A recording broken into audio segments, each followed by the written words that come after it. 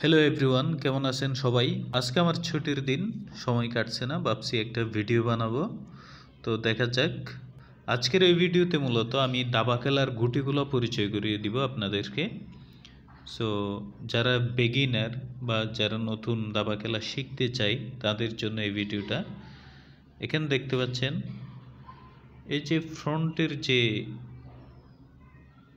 একই রকম যে গুটিগুলো আছে এগুলোর নাম হচ্ছে পন।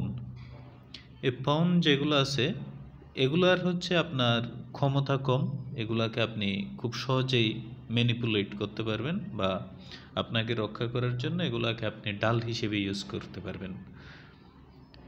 সো এবার নিচের লাইনে আসি।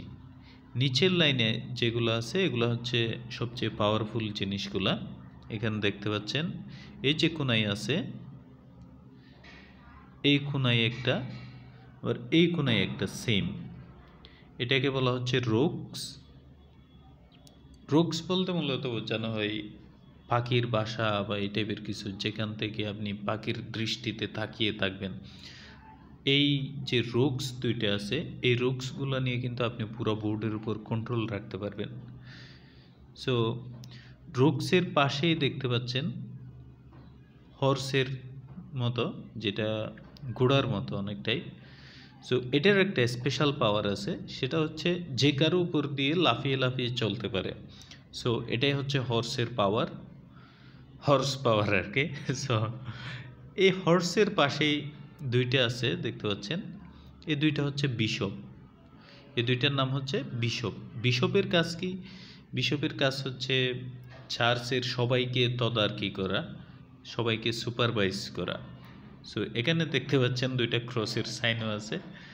সো এটা মনে রাখতে ইজি হওয়ার জন্য বলছি আর কি।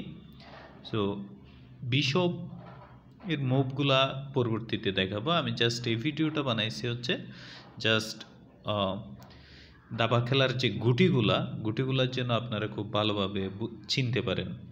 সো এই দুইটা হচ্ছে কি বিশপ।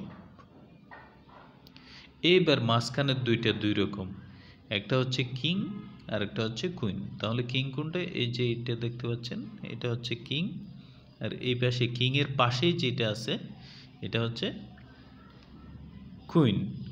অর্থাৎ রাজার পরে সর্বোচ্চ পাওয়ারফুল হচ্ছে কুইন। তো কুইনও যেদিকে ইচ্ছা মুভ করতে পারে, মুভমেন্টগুলো আমরা পরে দেখাবো। তো আশা করছি আপনারা দাবা খেলার গুটিগুলার নাম মনে রাখতে পারবেন এবং আমরা পরের ভিডিওতে বাকি স্টেপগুলো দেখাবো, মুভমেন্টগুলো দেখাবো আমরা।